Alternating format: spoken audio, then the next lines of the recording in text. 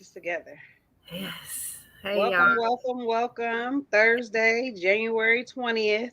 We're here. In full effect. Today, Hey. we want to talk about more things pertaining to the judicial system, specifically how it affects juveniles. Um, really deep subject. We know that we're not going to be able to cover everything today. Very near and dear to our hearts, both of us. It just affects us in a different kind of way. So you were explaining it earlier today. Yeah. We're kind of just getting comfortable dealing with the adult situations, but when it's a juvenile, it's just a different everything. So Okay.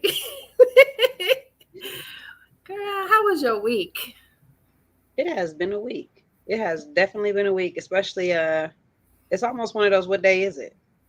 What day is it? It, it's Thursday already. It's Thursday already. Wow. But we We had a made it. really good week. We had an awesome weekend. I'm telling you, Hmm. our weekend. And then this whole, I mean, it's been nonstop since we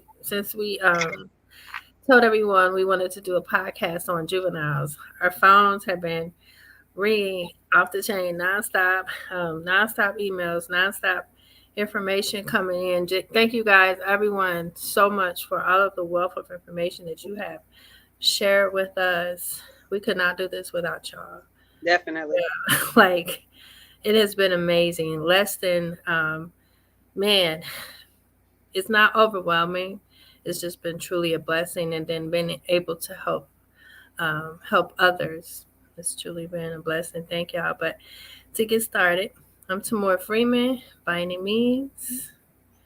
I'm Teresa Rogers by any means. Hey, and welcome to our podcast. As you can see, it's TNT, and it's another week, y'all. Let's get it in. So, when you think about juveniles, um, we always like to get to the meat of the problem, the beginning, so to speak. And um, I think about I think about our parents. I think about it. And when we say ancestors, we're talking about people that came before us. Let me clarify that. You know, our parents. We're talking about our grandparents. We're talking about we have. We're talking about um, we're talking. The Hey, time, the timing is everything. timing. I'm telling What? Timing you, is timing is everything. everything. What happened? Hey, Lisa. As she breaks down and clarifies what we mean when we say our ancestors. The timing Man, is everything. Are you? timing is Can you guys see me? no. Why? We can hear you though. We can hear What in that the beautiful world? voice you got. I don't understand what's going on. Okay, let me try to figure. Okay, cousin. So that's Lisa Rogers, L Najma with Maya TV and the DMV. Hey, Everyone, everybody. Hey, while she's figuring it out, we just want to continue to break down. Our parents, our grandparents, their grandparents, and so forth. So it's generations, and every generation left a blueprint, so to speak, a footprint on how to survive and how to move forward. At some point in that footprint, some things started to break down, and and what our what our viewers don't always understand is some things that are happening. It was purposefully set up to happen. I don't make any excuse for anyone committing any type of crime. I'm sorry, I don't. But you also need to understand when, why, how things begin to happen is imperative because for order for us to have effective change, we got to understand the root of everything. And so right. that's where we arrived at. We got to really start helping our juveniles, or we're not going to have any generations at Mm, this point. Because, I mean, look around, you guys. Every single time we turn the TV on, the radio, a movie is violence.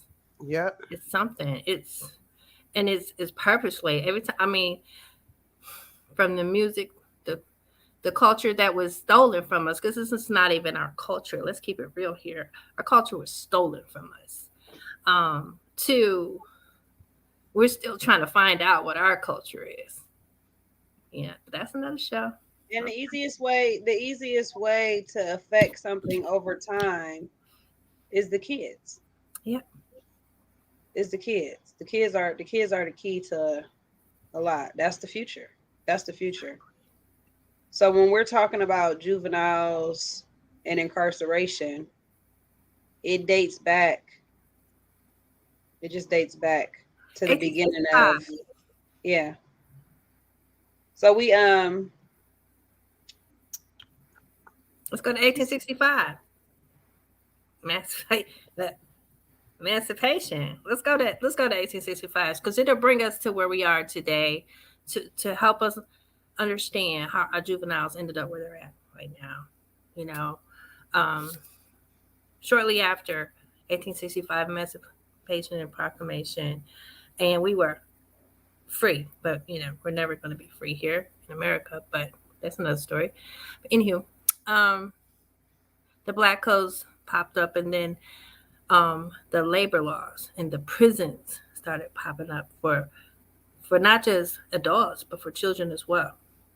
So our kids have been thrown in prison for work and for economics from the beginning. When slavery ended, the slave owners, they no longer could get free labor, so they had to figure out a plan of action. And their plan of action was, oh, let's create prisons, and let's create labor, let's create this, let's create that. This is what happened. And so now here we are, 100 or something years later, and we have a whole slew of mass incarceration, and there's a whole bunch of variables in between that we can discuss at another time. But what we're dealing with in the state of Ohio is beyond words. We have kids being tried as adults, 15 sentenced as adults, 14-year-olds, 15-year-olds, 16-year-olds sitting in adult prisons, level 5, level 4 prisons. Unacceptable. It's totally unacceptable. We have, and I'm gonna let Teresa talk about this part because I get a little emotional. I get pissed. So, and rightfully so, because who wants to see a 15-year-old sitting in a prison with with grown people? Right, right, exactly. Way to put it. Yeah, what the you think easiest happened? way. Yeah, and people say, well, oh, they shouldn't have did the crime. True, they should be in prison, but they have prisons for juveniles, and that's what they're for. We were talking with a gentleman earlier who was talking about his experience, you know, but we want to talk about Dorian. Yeah. We want to talk about Mr. Callahan. We want to talk about Mr. Johnson. I'm just saying their last names because there's so many of them that we've been able to have conversations with, and all of these gentlemen are not the same person that they were for some of them 30 years ago, that are still sitting in prison for something they did when they were 14, 15, 16 years of age. That's unacceptable. I remember, I don't tell my story often, but second chances can change a person's life. Second chances. I was 13, 14 years old. Yeah, 13. I think I was, 13. And I caught a case. Um, I was charged with um, assault. Yeah, and it was pretty aggressive. So, but it's juvenile. And Hmm. when I sat in the DH, and the DH back then was, it was horrible. They had roaches, they had all kinds of icky stuff, man. And I remember going to the judge and sitting in front of that judge's face, and not knowing what my future was going to be. And it was ugly because the judge had the opportunity to send me to juvenile prison based upon the crime that I had committed for a long time, 13, 14 years of age. But instead, she gave me a second chance and she gave me an opportunity. And she sent me to, I think it was called Cleveland Christian Home. It was on the west side. I'll never forget. It's on Lorraine. I think it was Cleveland Christian Home. And this program, as a juvenile, it helped steer me because what they did was they assessed me and figured they wanted to know why I did what I did. They wanted to know what would have a person that age, do what I did. What I did was bad, And after doing that, they figured prison wouldn't do me any good, and it wouldn't have. It actually would have made it worse for me. And so they allowed me to go into this place and they taught me some really good skills. And I thank God for those skills because those skills carried me into today, and I've been giving back since. I have a question. God, you know what I'm saying? Was that here in Ohio? That was in Ohio. That was in Cleveland, Ohio. It was in Cleveland, Ohio. It was in Teran was born in 1986. So this was in 1985. This was in 1985. Yeah. And what a blessing. What a blessing. Yeah, I'm a teen mom too. People be like, you ain't gonna never be, they told us that, but look at us now. Look where God has brought us.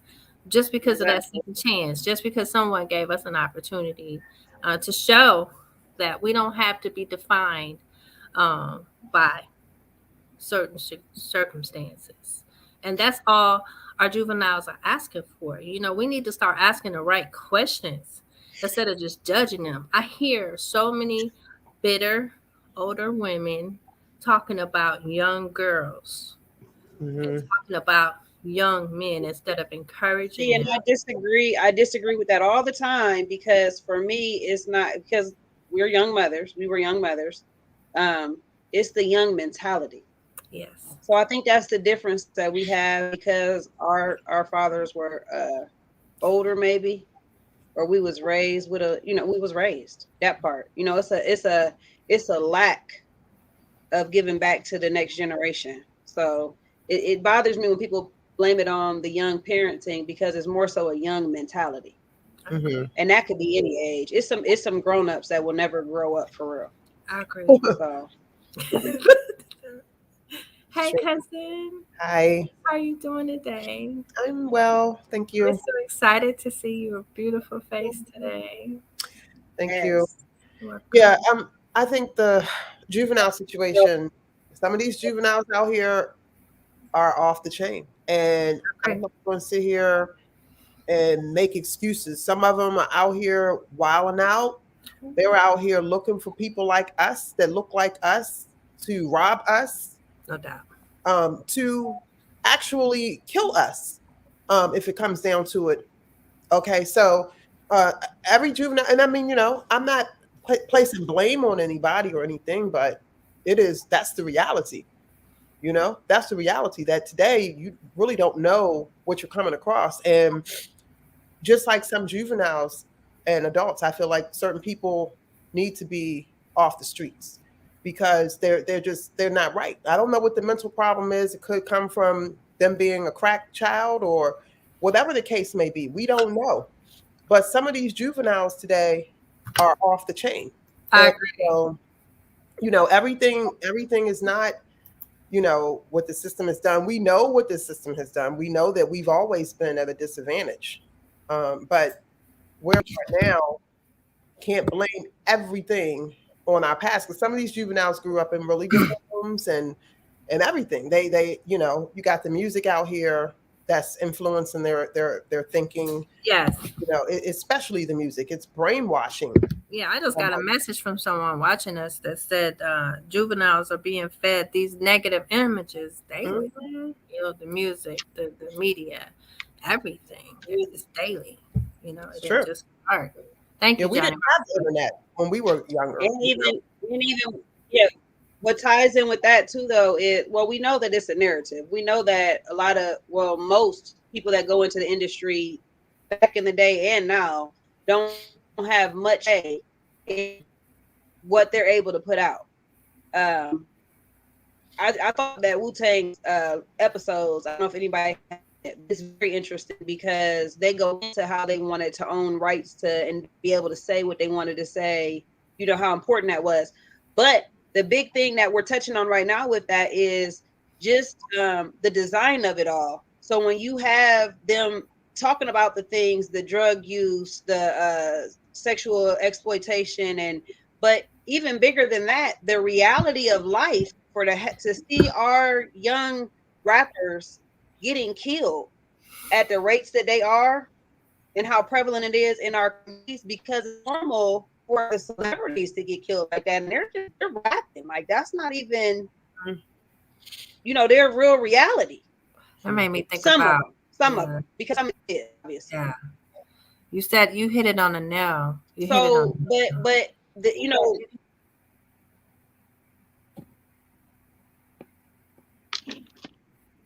yeah, so we have a lot of work to do, and the juvenile aspect of incarceration just affects us in a different way because even the worst of the worst, even the worst of the worst, you know what I mean? Forever is a long time. When you have juveniles that are sentenced to, I'm not the same person I was at 15. I'm not the same person I was at 21. I'm not the same person I was last year.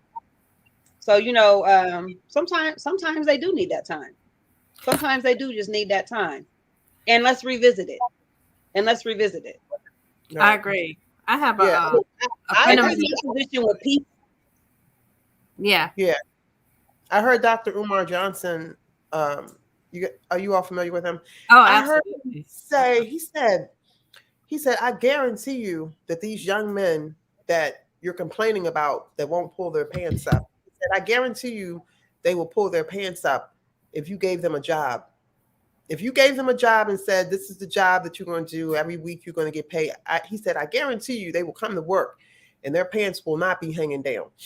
You know, I think the statement, like, I could care less if these young men pants are hanging down. When I see them, I do tell them, pull your pants up, please. And they'll pull them up. They fall right back down. So, you know, it shows me that they're not being disrespectful by not pulling them up. Yeah. They pull them up, but they fall right back down. But I'd rather get into talking to them. I'll be like, about other things because there are babies. Yeah. Whether their pants are up or down, you know, those are our children out there right now that's trying to find their way. And it's grown men with their pants hanging. It's some grown men too that have the jail mentality. You know, we haven't been incarcerated for that time, but it's a brainwashing thing. So they take the belts from them in jail because it's a security hazard. You know, they can hang and kill themselves. They can use it to kill other people. So they don't have belts. And so when you're in an environment where every day you're ritualistically doing the same thing, you're walking from your cell somewhere else and your pants are hanging because you don't have a belt, you know. And so when you come out into the real world, I'm not saying that people should be able to change, but it's a mentality.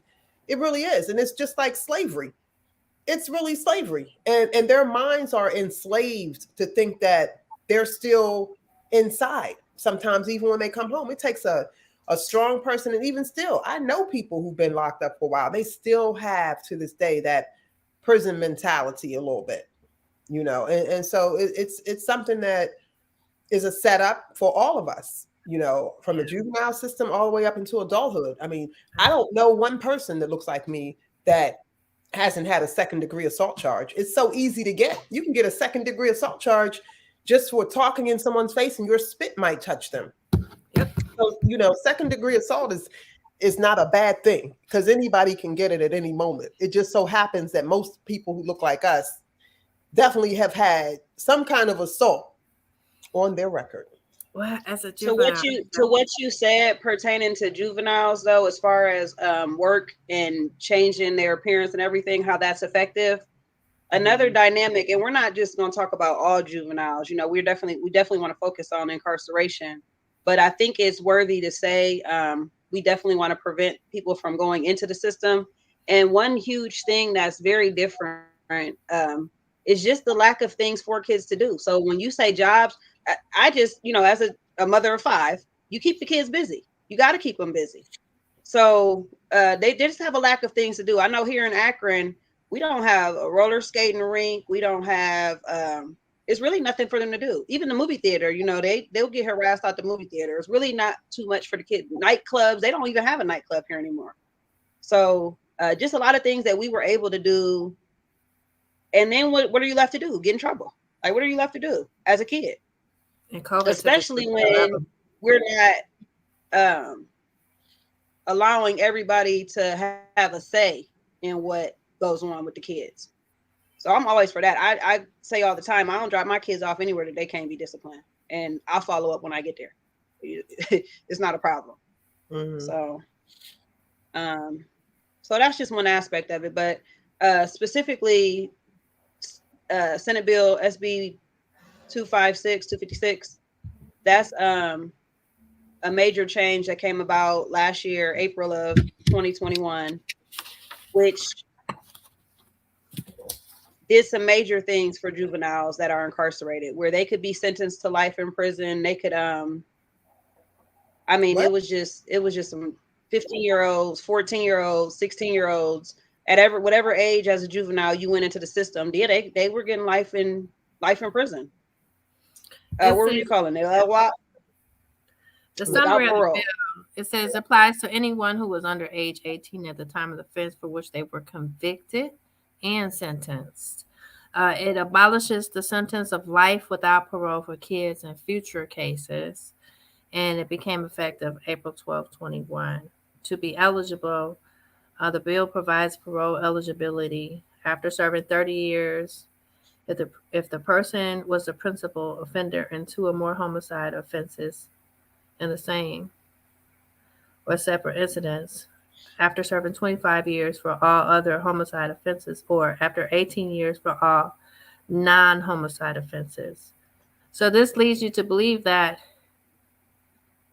if it's for people under 18, that proves that, you know, it's a lot of people in prison who went to adult prisons under 18 years of age. And of course, it's never just an Ohio thing or, you know, a specific state.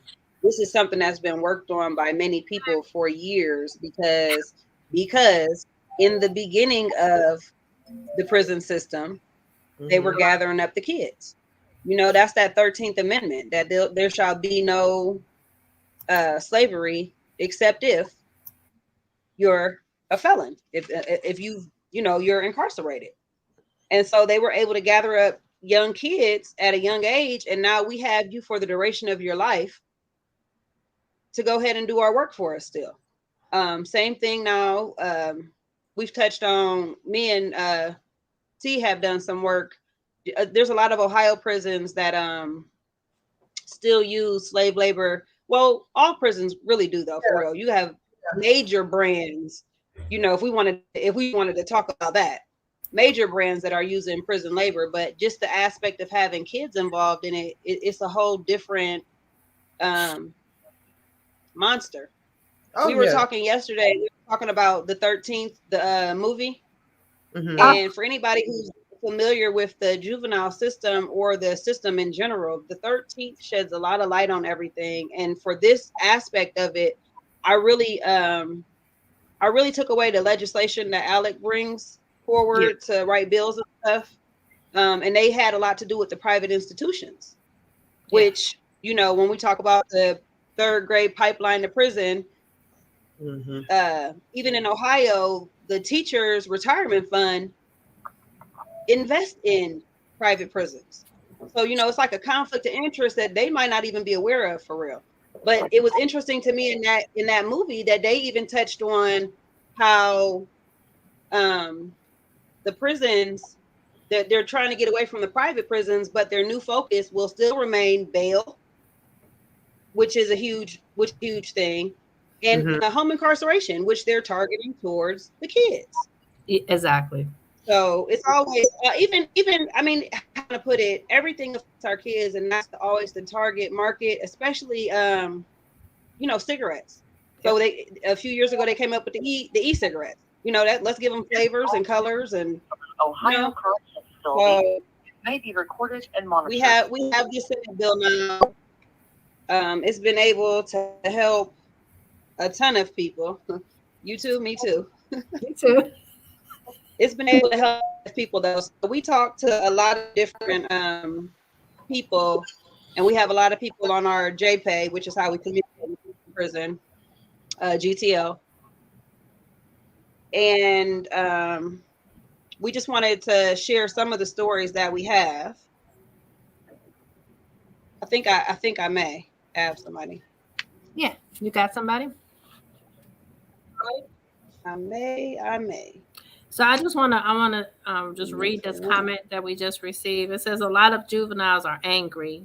They have no one to really talk to other than their friends. They basically have no parental guidance, no father figures. TV shows like Power and others, movies and music are raising our children.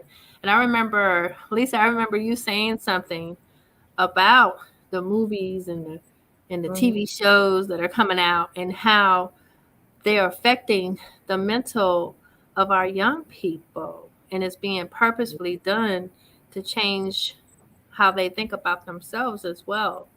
And the effect, I remember you saying, is violence.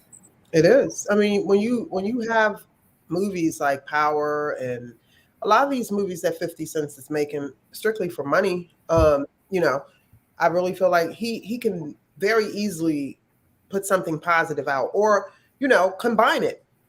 Every movie you make doesn't have to portray the black family as being involved in drugs and women selling their bodies and all these things. Like, there's so many other stories to be told, but they don't sell. And 50 Cent wants to make money, and the people who are funding him don't want to see the positive side of us. So then you have these young people out here who really truly want to be, Meech's son. Like, I didn't even know that was Meech's real son that played in the movie. Yeah, it was. Right. And so, it's really crazy, and it's not going to get any better because things are getting worse. I think that the world is really on its last foot. I think something is going to happen because we can't keep on like this. We can't keep on killing our babies this way. It's been going on for way too long. Our babies have just been killed. You look at Emmett Till, and you look at, all these other babies that the world has just killed in the public. So now you have the prison system. That's the new slavery. It's in the background, but it's really not in the background. I remember in Jersey, following the case in Jersey where the judges were actually taking these children, white children, majority white children, and making money off of them. And it wasn't until one young lady came to the prison. I think she must have been 15 or something. And she killed herself because it was her first time being there. She killed herself. And that's how the light came into actually looking at these prison pipeline programs that are throughout the country. But I know one thing it says right here, it's like poverty is the largest driving force of the cradle to prison pipeline crisis. And we know that poverty definitely is an issue. So how do we get past that? We've always had poverty. Poverty has always existed in this country. People who look like us and the money that we make versus other nationalities has always been, at the bottom. We've always been in corporate America, and we know that where our skills may be better, but still we see other people that are promoted more, especially women. Women who look like us are promoted faster than men who look like us. So there's this unevenness at home, because at the end of the day, I think women who look like us, we do want a man that can be able to support us or at least meet us halfway. And a lot of times, we're not getting that. So you get these men, they come out of prison, they can't really find jobs. And even with the voting right now of what's going on, they're actually arguing in Congress about inmates, people who are out of prison being able to vote. Yeah. Right. And so it's just listening to these people, arguing, like, why wouldn't they be able to vote? Why would you want to prevent someone that's actually out in society now from being able to cast a vote? Yeah. It's really sad. Right. There's so many factors in our young people. Who's making up these rules, and who is actually making up these rules that continuously keep us from living and being free and using our unalienable rights that we were born with, like everyone else? It's just too much. When you say that, it just for me brought a whole nother thought on, because when we're talking to adults who have 30 years or life in prison, we know that they're not eligible to take certain programs. Yep. So now here you have a baby coming to the system who has 20, 30 life, and they're not able to grow. They're really not able to grow. They can't take any type of or anything, because you have to be like close to the end of your sentence before you're eligible in Ohio to do anything. And then so when you just said that, it kind of triggered that thought to me. I hadn't even thought of that. Yeah, I hadn't even thought of that. Well, it's really just so much with the kids. I can't even imagine a 15-year-old in prison with grown men. Like I can't fathom. It's I can't. It's horrible. And then to think that they send them to some of the worst prisons. Yep. Look, man. Lucasville, really? Man. Yeah, the system doesn't really know what to do with so-called Black people. Period. They really don't know what to do with us. I have a solution. Let some of these men out. Let our men out. Let our men out, because that is the missing dynamic for these kids. Definitely. All five of my kids. I am a single mother. I can tell something when their dad does not have to tell them, and almost like a mom is kind of like, but that's the order of things. They can look at them. Their dad can look at them, and it's law and order. You know what I'm saying? I got to threaten your livelihood. I got to threaten your life before I can get my respect. We have our men out. I got a solution for it. Well, our men are parenting behind bars right now, and the system makes it the best way that they can, and they're trying to stay connected. But that's another show. But it affects our juveniles, because you've got to always ask why. It's something that we stopped asking. We just started accepting. Oh, they thugs. Oh, they this. Oh, they do that. Instead of saying, why are they doing this? What is it? What is happening? Yeah. That, what's going on at home? How about that? And start dealing with the real issues. Getting to the root cause of all of these issues. How they think about themselves. Generations of how they've thought about themselves. What we were talking about, earlier with Willie Lynch, it was purposeful, and so we've got to understand that in order to change and have effective change, we've got to begin to go back to the beginning and deal with those issues. Until we do that, we're going to continue to see the decline in our people. And as we said earlier, we may not even have generations after what's going on right now, because it's just constant, But I agree with you, Teresa. We need to let our men out. We have some of the brightest men sitting in prison right now. They're beyond serve time. Beyond, it's beyond. It's ridiculous at this point, so many of them. And so that's another aspect to that. When we ask the men, when we say that, we're the same as we were 10 years ago, 20 years ago, these kids are definitely like, it's just mind blowing that this situation just hits totally different than dealing with adults. And even on that aspect, not even just 18 and younger, just we know from science, what I'm saying, that's applied to other people, because it's not, we're criminalized at young ages, sexualized at young ages. Even 18, 19, 21, dealing with my kid, my son's 25, like they're just still kids. They're still kids. Yeah. So, but especially 15, 16, to be in a system like this and to not even have, so I'm just excited about this bill, because to not have an out date is unfathomable. I'm sad that there were so many people before us that have been fighting for so long that this is even something that we can talk about today. I agree. When we're on the phone talking to these people, when we just started in 2020 advocating for prisoners, and now we have this to talk about, because some of the people that had our JPay communicating with us had no out date. Yeah. So it's encouraging to be able to talk to them. And even with that, it does not change their out date. It does not change their life term or anything. It just makes them parole eligible. Yes. It still is in the hands of the parole board to release them. Yeah, we have juveniles. But it's still more encouraging than forever. It's really before sad. 256, it was life without parole. Before 256, it was life without parole. Now it's life with parole. Life with parole.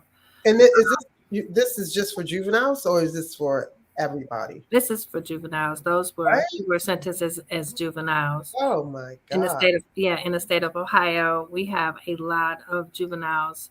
Well, they were sentenced as juveniles, and many of them have been in prison 30, 40, 50 years. From an Ohio correctional facility and may be recorded and monitored. That's crazy.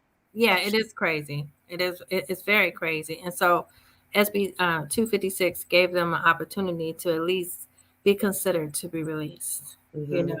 There is no way that an 18-year-old or a 17-year-old, a person who was sentenced at 17 or 18 years of age, or 15, 30 years later is the same person. It's almost impossible to be that same person, And so why they would want to even keep them at that age is beyond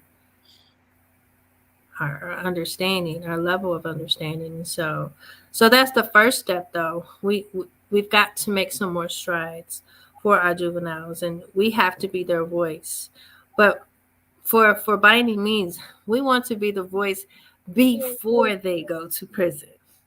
We want to be able to come up with solutions, prevent them from going into prison.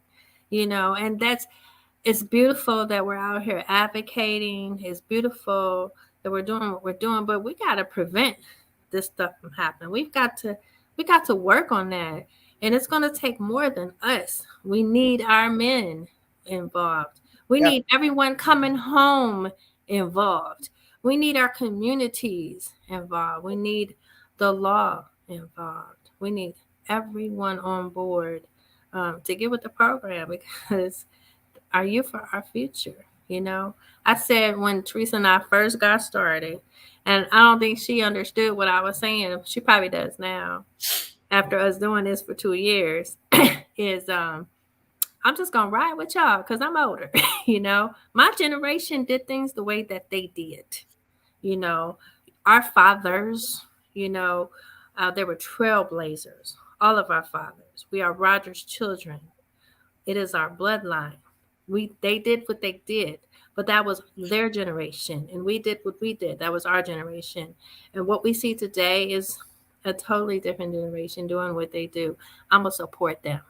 They may not do it like we did it, because if it was working, we wouldn't be going through right now what we're going through, what we did, or what our parents did. If it was working, we wouldn't be in this situation right now. So I'm going to try to support them. If they got some new ideas going on, let's get it. I'm there for it. I'm showing up for you. I got your back, not unless you're doing like something that's totally absurd. I can't support that. But, right. Right. Yeah, that's your story. But, I got your back, and they need to know Instead of talking about them and talking about what they're not doing and blah, blah, blah, support them because they got fresh ideas. Support them because they're putting their heart and their soul into this, because they can see things that we can't. The same way we could see things our parents could not. The same way our parents could see things that our grandparents could not, and so forth. Our ancestors, one day we'll be ancestors, hopefully a lot later than sooner, but, and this is the circle of life. And so it's imperative that we put this into our young people and support and love them, but I see them doing some dynamic things. I'm there for it. I'm showing all the way up completely, so have we talked to Mr. Simpson? No, we have not. We Okay. haven't. So we want to talk a little bit about his case, so that people will know, bring a little bit of light to Dorian's case. He's when you're behind bars, it's kind of challenging at times to be able to get onto these shows and have that opportunity to have a conversation. But our loved ones have been able to communicate and listen as they listen in all the time. And we thank y'all for the support. Even though y'all can't say anything, we thank you for your support. Mr. Dorian Simpson, he was, I don't have his case in front of me, Lisa. I mean, Teresa, you can talk about his case. Sorry about that. It's okay. Yeah. Yeah, well, not even to get all the way into it, and not even just his situation. A few of the people. So we have juveniles that we've spoken with, and they will always get on here and show remorse. You can tell that they have grown behind bars. You could tell though. You could tell that they're remorseful, and the things that they desire to do are so simple. We kind of touched on it yesterday. What we say, they've never been in a real relationship. They've never had a home cooked meal from a woman. They've never been on a date. They've never had a kid. Things that when you have life, they don't even have to look forward to. So there's three cases altogether. There's a lot of cases, but there's three cases that stand out to us that we've been in contact with the individuals back and forth. And Dorian is just one of those awesome individuals. Cleveland, Ohio. Yes. When I want to differentiate their situation, so when we talk about the different offenses and being in there for different things, you have a complicity charge where you're just wrong place, wrong time, wrong people that you're hanging around. So he kind of has a situation like that, and I kind of really do want to let him talk about a situation when he's able to. But when we're holding somebody for life and they're a juvenile, and it is definitely a decision, bad decision or whatever that they've made, but they're complicit. They were just there. It's just a whole different level to hold them accountable for life, and there's levels, there's levels to things, but just as a kid, it's a lot. So I do want to let him explain his situation a little bit more, say how it has changed for him.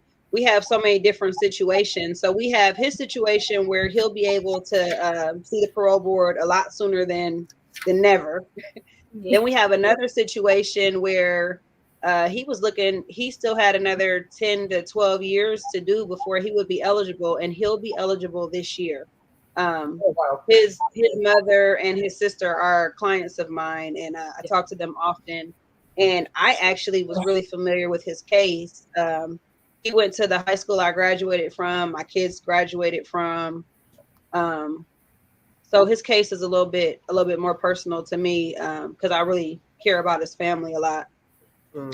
And then that's a whole nother side of it. Not only are we dealing with talking to the juveniles or just the different people that we know, we're dealing with their families also. So we're able to help create some reentry programs, and and who better than kids, no matter what age they are. If they're 30 years old now, if they're 40 years old now, they still had a lot of aspirations when they went in, and if nothing else, they have developed Of some course. solid, yeah, Definitely. some solid. This is what I definitely want to do.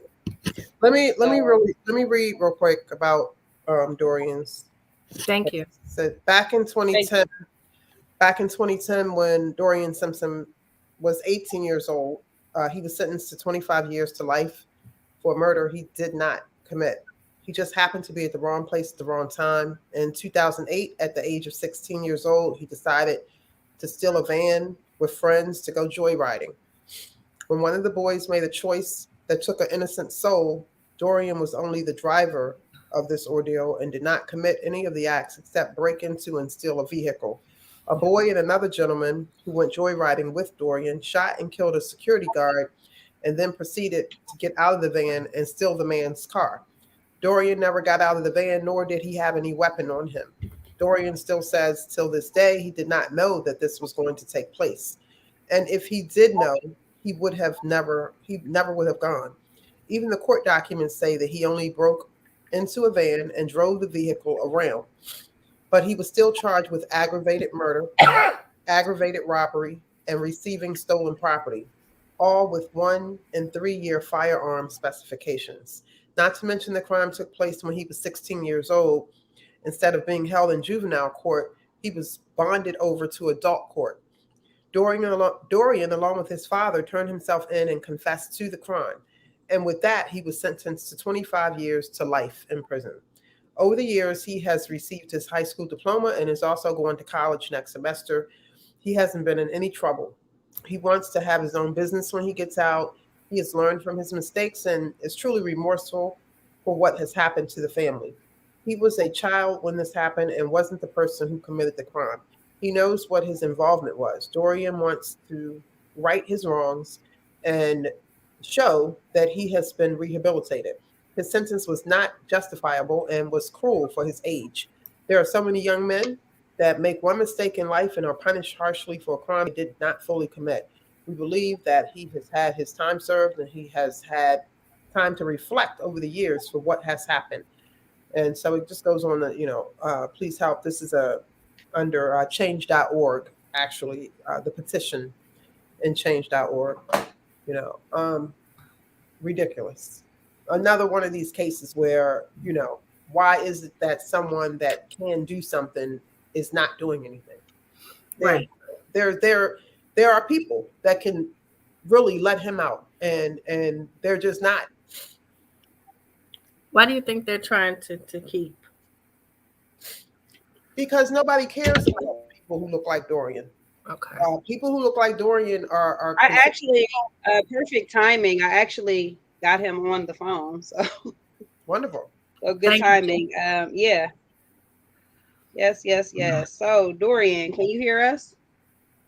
Yeah. Turn up a little bit, T. Sorry. He said, can you guys hear him? I can hear him. Hi, Dorian. Hey, how you doing? Hey, Dorian. We are doing pretty good. Yeah, so we kind of just read over what was on change.org. So people have a brief biography. Yeah, so just a couple things. So last year they passed SB 256 for juvenile offenders. Yeah. Has that altered your parole eligibility date? Actually, yes, it has. Okay, and what was it? Well, my original date was 37, and now it's 34. So it was. So it did about 3 years. By 3 years. When he says 34, what does he mean? 2034. 2034. Yeah. Okay, so it shortened it by 3 years. We'll take those 3 years for eligibility. Yeah. Also, were you the principal offender in your case? This call is Sorry. from an Ohio correctional facility and may be recorded and monitored. No, ma'am, I was not the principal offender. And I thought that would actually be a factor when they was making the bill, but they didn't really mention it at all. Right. There's always definitely work to do on that. What was your role? Well, I was the driver. I was a driver. Okay, yeah, and she did go over that. Quote unquote. Right, quote unquote. Yeah, I was a driver on my case. Okay, and I'm sorry, how old were you at the time? 16. I was 16 years old. Right. So what does your family support look like, Dorian? Well, I have my dad. He's probably my biggest supporter. And I have my mom also, and my brother, and that's about it. That's about as far as it stretches. They've done what they can throughout this whole process, and I thank them for that. But outside of those people, it's kind of been a struggle. Right, we understand that. Well, you definitely have B.A.M on your side also, so we're family. Yes, we're family. You definitely adopted me, so right, you're family. I appreciate that. Are your family members encouraged? Oh, you're always welcome. Are your family members encouraged with the decision to the bill? They were hoping for more. They were hoping for more since they made such a big deal out of the juvenile offenders being separated from adult offenders for these same charges. So they were hoping for more, but I mean, 3 years is better than nothing. So I try to encourage them because by them being out there, they're looking for results and encouragement. So I have to be strong for them. Right, that definitely makes sense. What kind of counsel did you have at the time when you went to trial? When you had your case?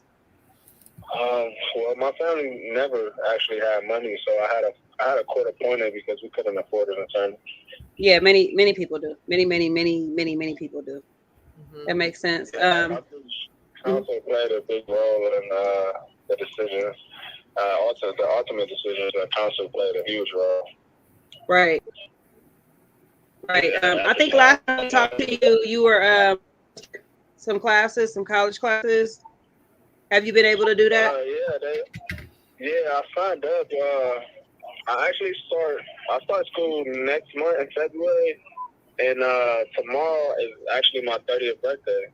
Happy birthday! Yeah, happy birthday, thank you so much. Yeah, definitely happy birthday. I'm turning 30 tomorrow, so I'm excited about that. I did all my 20s in prison. That sucks, but hey, I'm looking forward to the future. I'm looking forward to your future too. Your future will be bright, for sure. Yeah, we'll be at the same Thanksgiving table one day. Right. So this right. Passed, Teresa. Well, what year was the bill passed? April 2020. Last year. April 2021. It's a lot of more work to do. So it just gave him 3 years off of his sentence. Dorian, have you written to anyone regarding the bill, just to even say that this is really a slap in the face? Because have you responded in any way to anyone regarding the bill? And if you try to find the right person for you to write to and help you draft a letter to respond to that bill, would you be willing to do that? Yeah. Okay. Most definitely. I encourage more people in my situation to actually respond to the bill. I personally have not, because I haven't been educated properly how to do so. But if you can help me with that, I would definitely love to put my say so involved. Get my say so involved. The bill, although it's well worded, like it's basically a bill that looks good on paper, but the effect of it is slim to none. It's bullshit. It's very slim. It's a bunch of bullshit. And so, I didn't want to She said he said he didn't want to cuss. We said we Yeah. got you. It's all right. We got you. It is. It really is. And so, we got to find the right person. Several people in a position. Well, we met a gentleman. Uh-huh. He's in Wisconsin, and he's working with some amazing organizations that are out here fighting for youth, juveniles, who people who entered as juveniles, and they were lobbying the Senate. Yes, just yesterday, Dorian, and so we're going to have him on the show in the morning. Because we got to get these laws changed. It's all in the laws, and we want to get you out, man. But I have a question for you. So when you get out, will you be able to continue what you're doing right now and help others that have been in your position? Well, yeah, I feel like my mind's been made up for a long time about my future. This call is originating from an Ohio correctional facility and may be recorded and monitored. Career-wise, I do want to pursue like truck driving and real estate, and outside of that, I want to be able to like encourage others that was in my situation, because a lot of people just have no idea what they're getting themselves into. So any way that I can help people like that, any like juvenile offenders, just make sure they don't re-offend, and just kind of get involved in my own fight, what I've been fighting, which is the juvenile justice system as a whole. I definitely would join that fight. Thank you. And I help other people try to regain that freedom. Because it's been 13 years since I had my old life, and it's a struggle trying to get it back. Right. It's been a real struggle. Been the biggest fight of my life, and I haven't had much practice. Only having 16 years of being on the planet before my life was snatched. We definitely understand that, and our hearts go out to your situation. Thank you so much. Can I ask you No a problem. question? Jessica, that? the juveniles are being denied after being down for 30 years. So yeah, we got a lot of work to do. Dorian, can I ask you a You question? said you had a question? Yeah, so Yeah. inside where you are, the television shows that the inmates are able to watch, are one of them the 50 Cent, any of 50 Cent's shows like BFF, I think it's called? Are you all able? I think it's BMF. BMF is Oh, BMF. my bad. BMF? Mafia. Yeah. Or Power, or Oh no, yeah. They may reward, and quote unquote reward us with like a show like that. But it's subtle that happens. But I guess they try to do their best on showing. he says yes. Can you guys hear him? Well, he said sometimes they will reward them and let them watch those shows. So we just were making a point to not that particular show. Yeah, they've seen Power. Not the BMF one, but we've seen Power. Yeah. Okay. Do you think that shows like that are affecting some of the juveniles today? I don't know if he can hear me, T.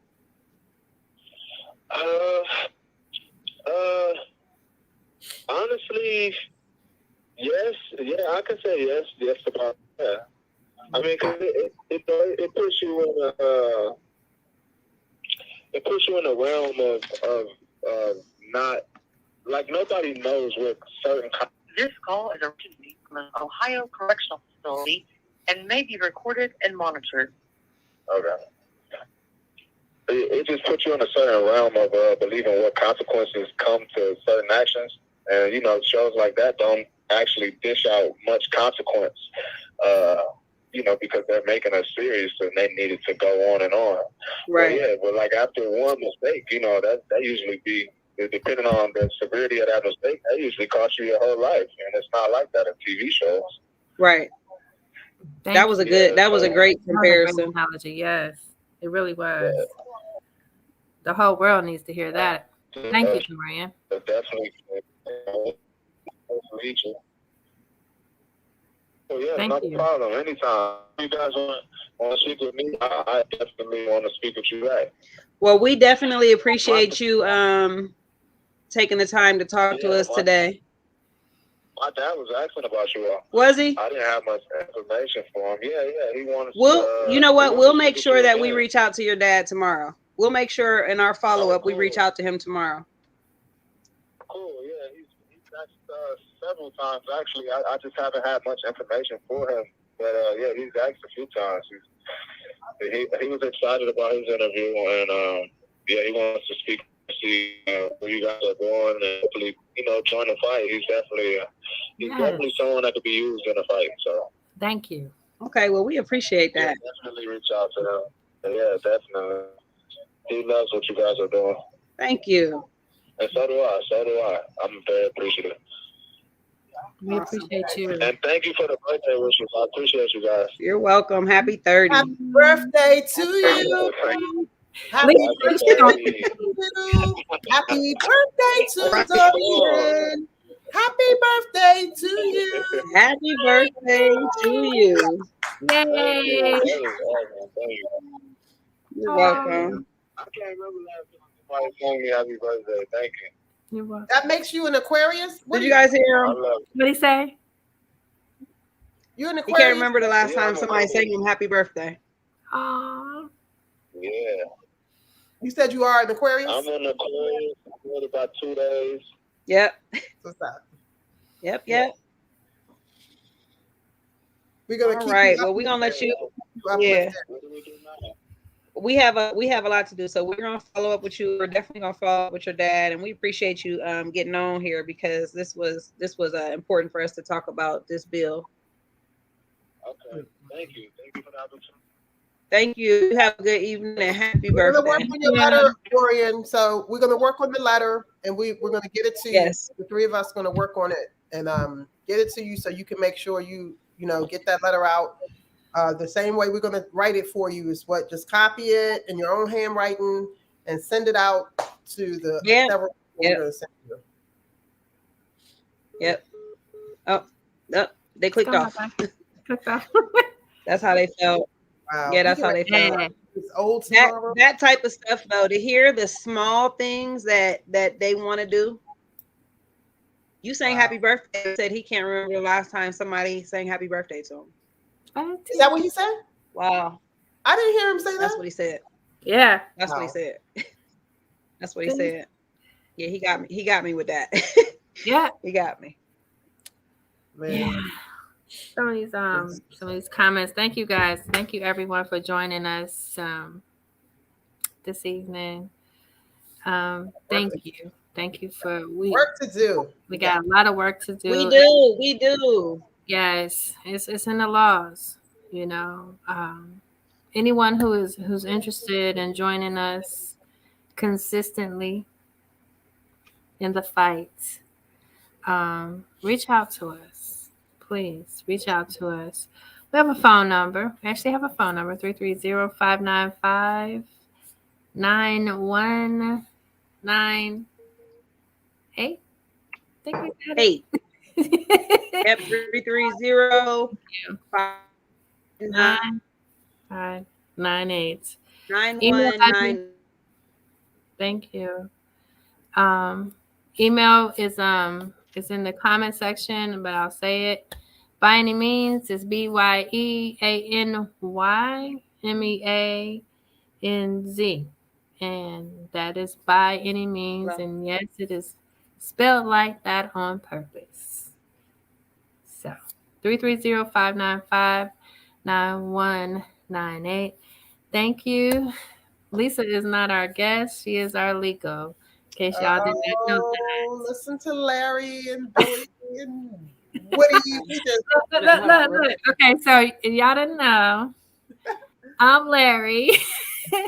Lisa is Woody. Teresa is Billy. Right, that's our dads. Yeah. That's our dads, and we are first cousins. And that's right. You guys will constantly hear us say that. It's the blood side. I really do love y'all. I love y'all. I love y'all. I love y'all. God is good. I thank him. I thank God for some big sisters. Amen. That one right It's been there. rough being the big sister in Akron. Oh, that's my one sensitive. I ain't gonna be on here crying, so hurry up. Let's. Yeah, she over there. Right. I started talking about it. What the? Hold the tears. I Hold the started saying, Dorian, you got her over here crying. Dorian, you got her over here crying. But again, thank y'all. And I don't know, I'm not sure why some people were not able to comment on our YouTube account. I do apologize. Thank you to Rand. Thank you to Rand Rogers, Rand Senior Rogers, because he's a senior. And if you guys don't know, that would be my son. Yes. He said, research the treatment plans of offended youth. 85% of youth are on meds. Treatment plans are put together by doctors that can't relate to the youth they're serving. In case you guys didn't know, I talk about him often. Turan was a YO, a youth corrections officer for many years. So he actually has an inside understanding of what it's like to be inside a youth prison, a juvenile prison. And he was actually there when we started off with the COVID situations. Yes. And I was very concerned for him. But that's a whole nother, that's a whole nother situation when you have COVID running rampant in the prisons and your child is an employee there. Whoa, Jesus, that was rough. That was whoa. That was rough. But I thank God. I thank God for today. Jessica, no help for the state. Yeah, thank y'all for the comments. Jessica, reach out to us. We saw your comments. Reach out to us. Inbox us. Give us a phone number, something, so we can talk. We're actually going to be meeting in the morning with a couple of people. We just want to do a follow-up because we have so much information. We can't get it all in today. It's almost impossible. But we thank you guys. Thank you. Thank you, Naj. Thank you, Lise. All right. Revise the criminal justice system. Revise the criminal justice system. Period. Yes. Please.